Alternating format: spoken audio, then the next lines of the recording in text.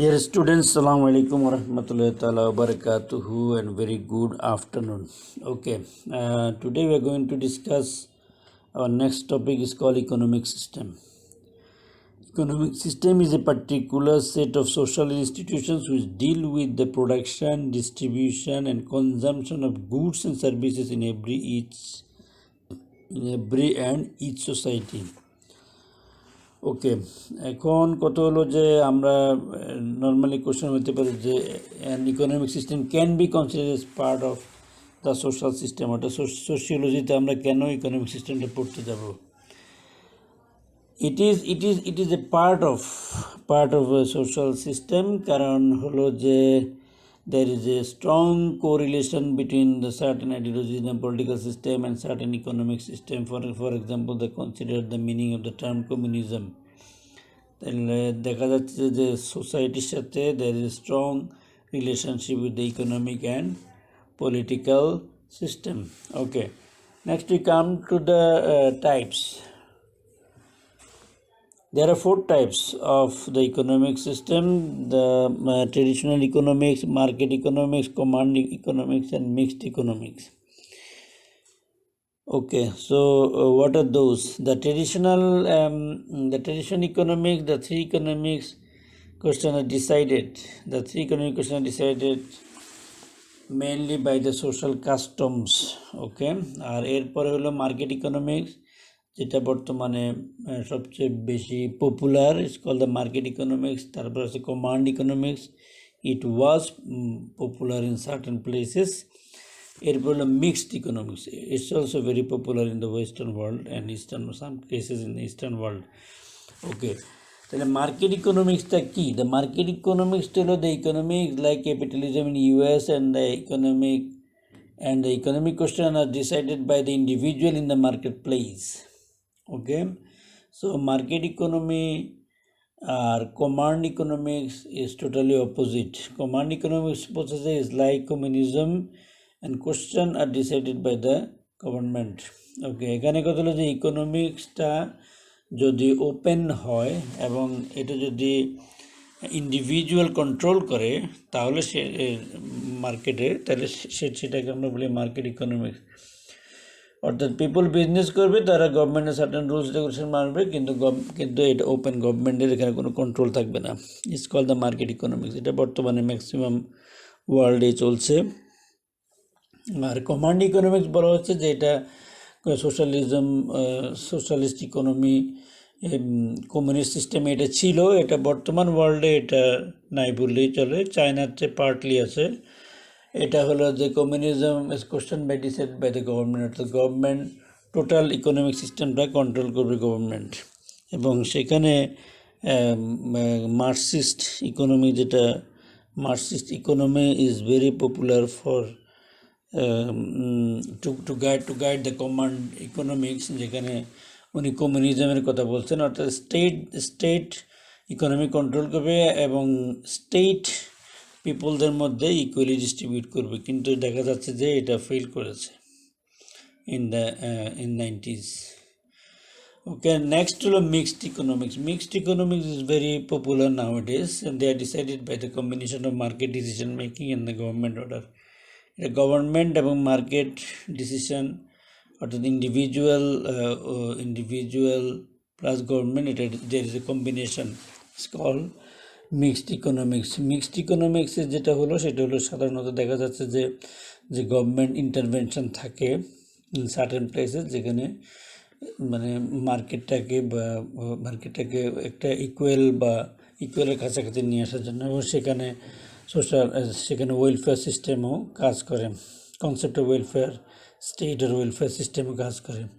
দেখা যাচ্ছে যে মিক্সড ইকোনমিতে যে ইন্ডিভিজুয়াল যদিও এখানে বিজনেস কন্ট্রোল করে, দেখা যাচ্ছে গভর্নমেন্ট যারা রিচ পিপল তাদের কাছ থেকে হাই ট্যাক্স ইম্পোজ করে, এটা জেনারেল পিপলের কাছে এটা ডিস্ট্রিবিউট করে দেয়, এবং সেখানে এক ধরনের ইকুয়ালিটি বা এক ধরনের সোশ্যাল ইকুয়ালিটি বিরাজ করেন। Okay, many different combinations of these 4 kinds of economics are operating around the world today with different degrees of success, অর্থাৎ এটা আসলে এটা এই চারটা তিনটি ইকোনমিক্সের মধ্যে দেখা যাচ্ছে যে যে কেউ 100% ফলো করছে না, হয়তো এটা বিভিন্ন ধরনের মিক্স আপ করে চালানো হয়। যেমন বাংলাদেশে যেটা হচ্ছে সেটা হলো, বাংলাদেশে যদিও মার্কেট ইকোনমি, কিন্তু মার্কেট ইকোনমির সাথে আসলে মিক্সড ইকোনমিরও কিছু কম্বিনেশন আছে। এখানে এখানে ওয়েলফেয়ার সিস্টেমে বা ওয়েলফেয়ার স্টেট কনসেপ্টে কিছু কাজ করা হয়। এখন কথা হলো যে ইকোনমিক সিস্টেমটা কম, মানে ওয়েন দি ইকোনমিক সিস্টেম বা current economic system was developed, এটা হলো যে আমরা যেটাকে বলি ইন্ডাস্ট্রিয়াল রিভলিউশন, এটা শিল্প বিপ্লবের পরে যে এক ধরনের চেঞ্জ আছে পুরো ওয়ার্ল্ডে। এর আগে দেখা যাচ্ছে যে ইন্ডাস্ট্রিয়াল রিভলিউশনের আগে সাধারণত ইকোনমিটা কন্ট্রোল করতে হলো এগ্রিকালচার, অর্থাৎ মানুষের যার অধিক পরিমাণে সম্পদ বা ল্যান্ড থাকতো সে ছিল ধনী, এবং যারা landless they are the poor. এখন দেখা যাচ্ছে যে যখনই এটি ইন্ডাস্ট্রিয়াল রেভলিউশন হলো তখন দেখা যাচ্ছে যে ইকোনমি এটা ট্রান্সফার হয়ে এটা এগ্রিকালচার থেকে ইন্ডাস্ট্রির দিকে চলে গেছে, এবং দেখা যাচ্ছে যে মানুষ গ্রাম থেকে শহরের দিকে ছোটা শুরু করলো, যে তারা শহরে কাজ পাওয়ার জন্য, তার ফ্যাক্টরিতে ওয়ার্ক পাওয়ার জন্য, এবং পরবর্তীতে এক ধরনের চেঞ্জ আসলো। সেই চেঞ্জে দেখা গেল যে এক ধরনের ধনী এবং গরিবের ডিভিশন হলো ব্যাপকভাবে, মানুষ শহরে আসা শুরু করলো, এবং সেখানে ফ্যাক্টরি যারা ওনার তারা রিচ, এবং যারা factory worker they are the poor people, এবং অনেক ফ্যাক্টরি বন্ধ হয়ে যায়, ছোটো ছোটো ফ্যাক্টরি বন্ধ হয়ে যায় ফ্যাক্টরির কম্পিটিশনে, সেখানে অনেকে জবলেস হয়ে যাচ্ছে। অনেক পিপুল স্লাম, অর্থাৎ যে বস্তিতে বসবাস করা শুরু করলো, শহর ক্রাউডেড হয়ে গেল, গ্রাম খালি হয়ে গেল। There is a change. এই চেঞ্জের কারণে পরবর্তীতে ধনী গরিবের একটা বড় ধরনের একটা ডিফারেন্স সৃষ্টি হলো, গ্যাপ সৃষ্টি হলো। এই গ্যাপের কারণেই পরবর্তীতে কার্ল মার্কস যে থিওরি নিয়ে আসলেন, যে সোশ্যালিস্ট ইকোনমি এবং বা কমিউনিস্ট ইকোনমিক সিস্টেম, এটা শুনতে খুব ভালো লাগে, এই জন্য এটা খুব পপুলারাইজড হলো, যে ঠিক আছে গভর্নমেন্ট সব কন্ট্রোল করবে, ইকোনমি কন্ট্রোল করবে, and government will distribute to the people the what about the economy.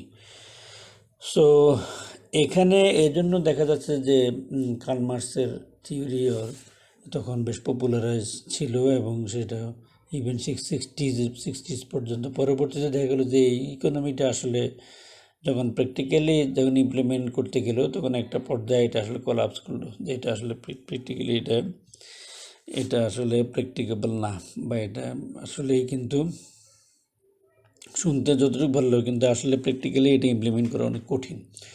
তো এই জন্য পরবর্তীতে যে মানে ইকোনমিস্টরা নতুন একটা কনসেপ্ট নিয়ে আসলো, সেটাকে আমরা বলি যে মিক্সড ইকোনমি। যে ঠিক আছে, কার্ল মার্কস যে কনসেপ্টের কথা বলছে, এই কনসেপ্টের কথা চিন্তা করেই কিন্তু, যে আসলে যে ধনী গরিবের গ্যাপ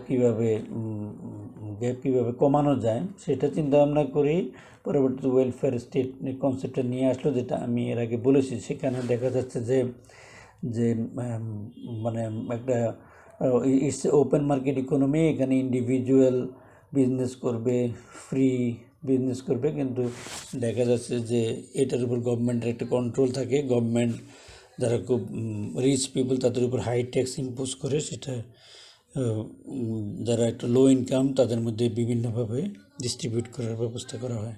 এবং সেখানে যেমন লো ইনকাম যারা আছে তাদেরকে অনেক কিছু ফ্রি, যেমন এডুকেশন ফ্রি, মেডিকেল ফ্রি, এগুলো ফ্রি দিয়ে এক ধরনের ইকুয়াল সিস্টেম বা ওয়েলফেয়ার সিস্টেমে নিয়ে আসছে। এবং বর্তমানে এই mixed economy is very popular, যদিও ম্যাক্সিমাম দেশে এটা ফলো করতে পারে না because of their economic condition. কারণ বর্তমানে দেখা যাচ্ছে যে বেশ কিছু ইউরোপিয়ান কান্ট্রিজ প্লাস কানাডা এবং Australia is very popular for this welfare economic concept.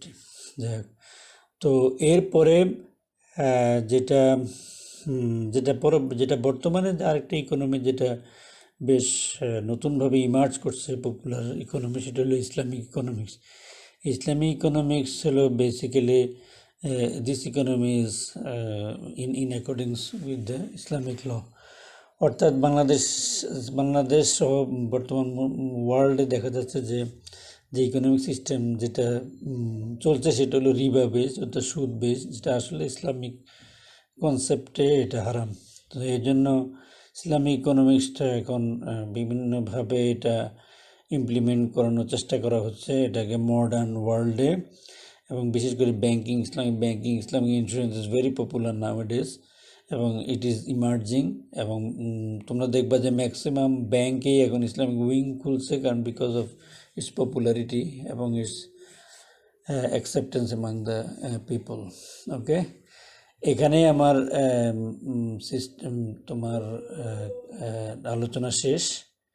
তো তোমরা আরও ডিটেলস একটু পড়াশোনা করবে, আর যদি বুঝতে কোনো অসুবিধা হয় you may discuss with me, get the appointment by telephone or mail or WhatsApp, and we can discuss the issue. Thank you very much. Assalamu alaikum warahmatullahi wabarakatuh.